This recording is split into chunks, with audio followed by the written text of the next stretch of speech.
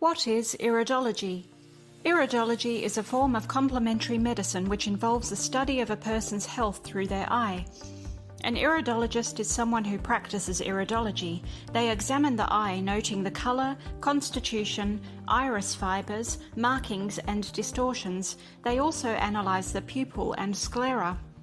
Any such markings can indicate a problem in its earliest stage, long before any disease symptoms are present.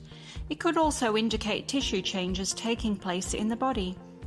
The iridologist can determine from the reflex strength, inherent strengths and weaknesses, and areas of congestion and toxic accumulation in the body. However, if one changes their living habits and diet and is subject to different levels of pollution and stressors, this can change the appearance of the iris.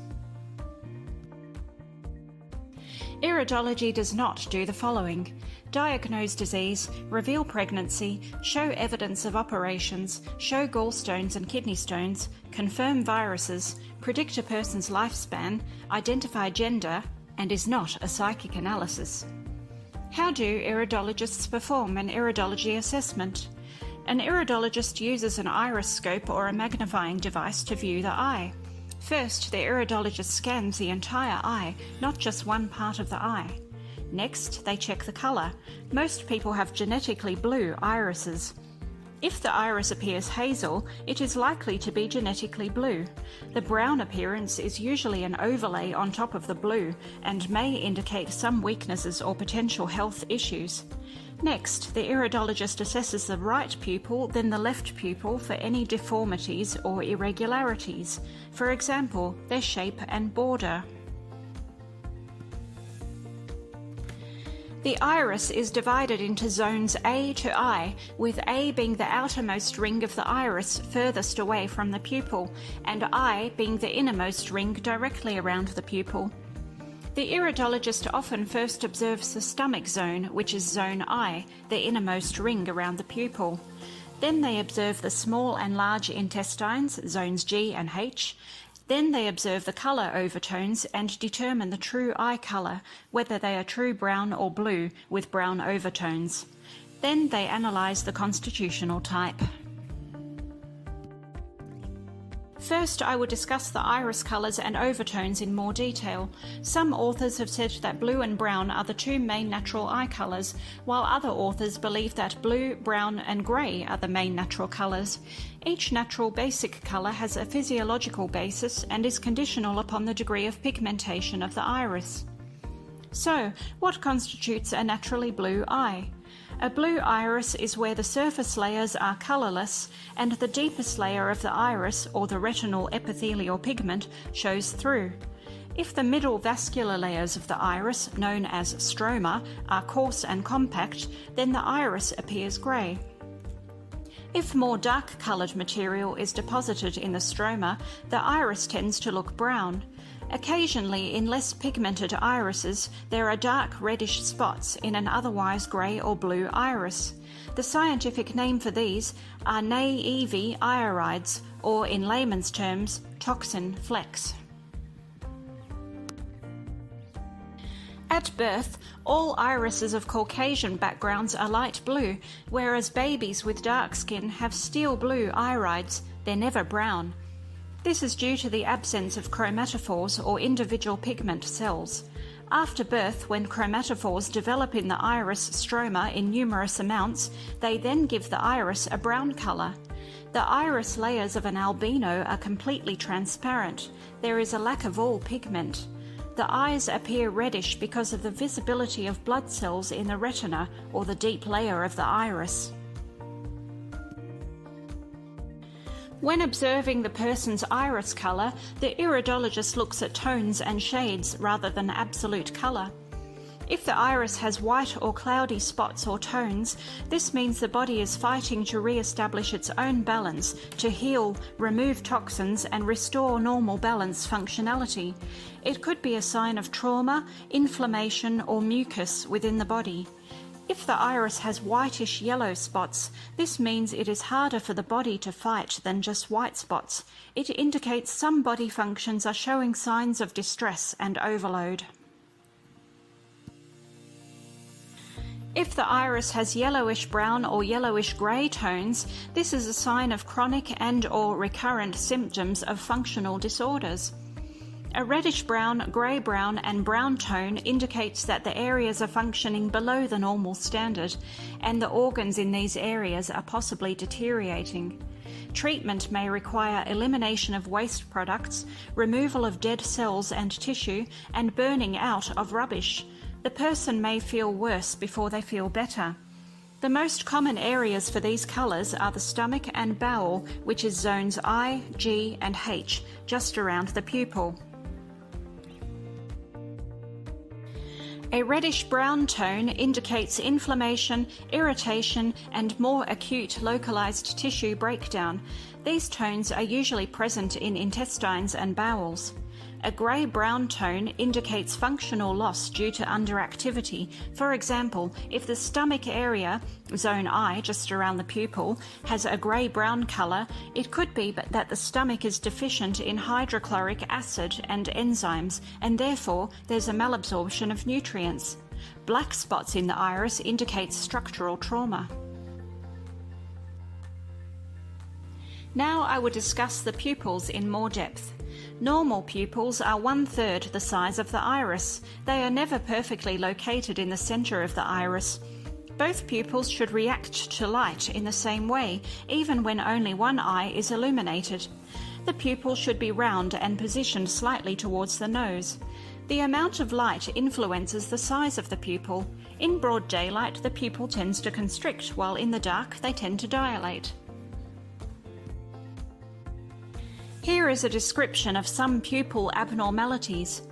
Miosis refers to smaller than normal pupil, so smaller than 1/3 of the size of the iris.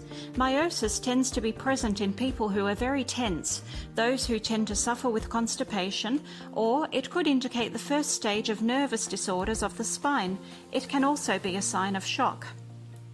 Mydriasis refers to an extremely dilated pupil or a pupil greater than 1/3 of the size of the iris.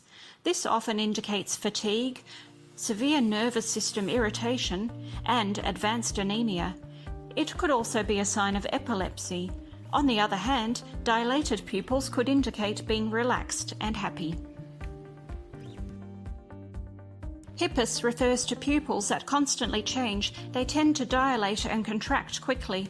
This could indicate a nervous condition, fatigue, such as adrenal fatigue, or physical and emotional exhaustion. Anisocoria refers to dissimilarity of the pupils. One is larger than the other, or one dilates more than the other when light is used. This indicates a serious disease of the nervous system. It could be a sign of meningitis. Argyll-Robertson syndrome could indicate syphilis when the pupils fail to contract and dilate when light is shone into them. If pupils appear grey or cloudy, this could indicate cataracts caused by arteriosclerosis or diabetes. If there is a greenish hue, it may indicate glaucoma. Now I will briefly explain what the pupil positions mean.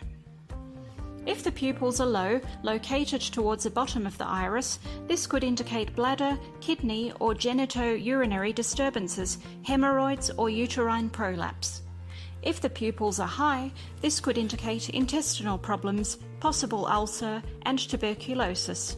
If the pupils are inward, which gives the appearance of being cross-eyed, this could indicate asthma, digestive and/or cardiac weakness accompanied by lung problems. If the pupils face out, it could mean gastrointestinal and/or cardiac problems caused by a weak digestive system. If the pupils are shaped like a vertical ellipse, this could indicate a weakness for an impending stroke or cerebral hemorrhage. If they're shaped like a horizontal ellipse, this could indicate a glandular disturbance, a tendency towards depression, and tendency towards asthma or respiratory paralysis. If they're shaped like an oblique ellipse facing the right, this could be an early sign of right side paralysis or stroke affecting the right side, or genitourinary disturbances. If they're shaped like an oblique ellipse facing the left, this could indicate left side stroke or paralysis. If they're shaped like an ellipse facing upwards, this could indicate muscle spasms and anxiety. If they're shaped like an ellipse facing downwards, this could indicate weakness in lower extremities and possible paralysis and lack of movement through the lower extremities. Now I will discuss partial deformations of the pupils. Frontal flattening is where the top part of the pupil is flattened. This could indicate memory problems or stroke affecting the head region, or a tendency to depression, paranoia, worry and fatigue. Ventricular flattening is flattening of the bottom part of the pupil, which indicates weakness of pelvic organs, poor eliminative abilities, poor bowel motion, persistent headaches, and muscle weakness in legs.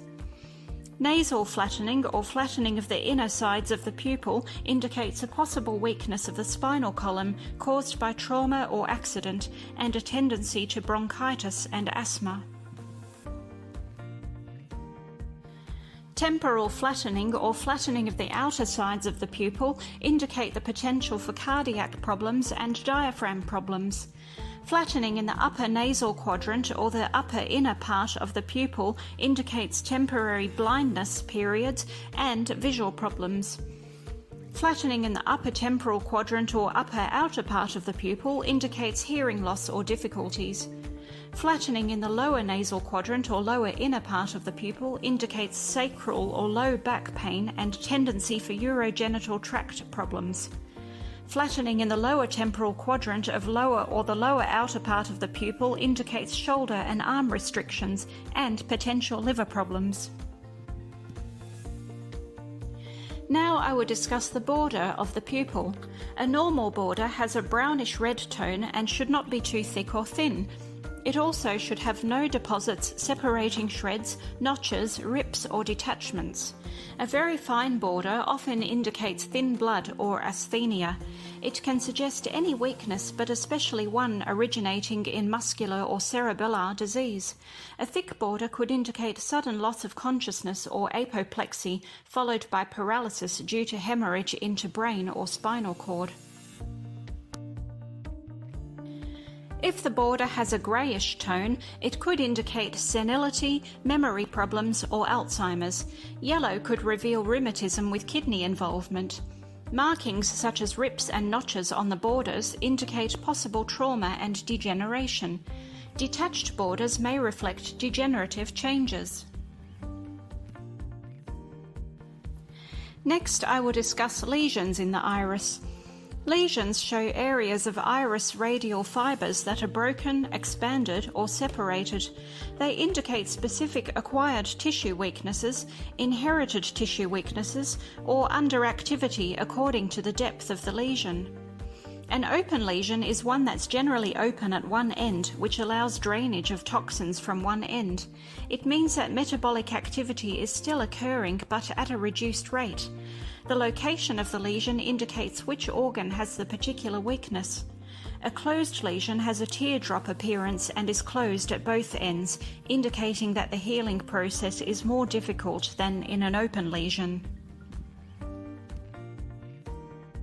Now I will discuss markings within the iris. The presence of white rings in the iris are often referred to as nerve rings and tend to indicate nerve irritation and stress.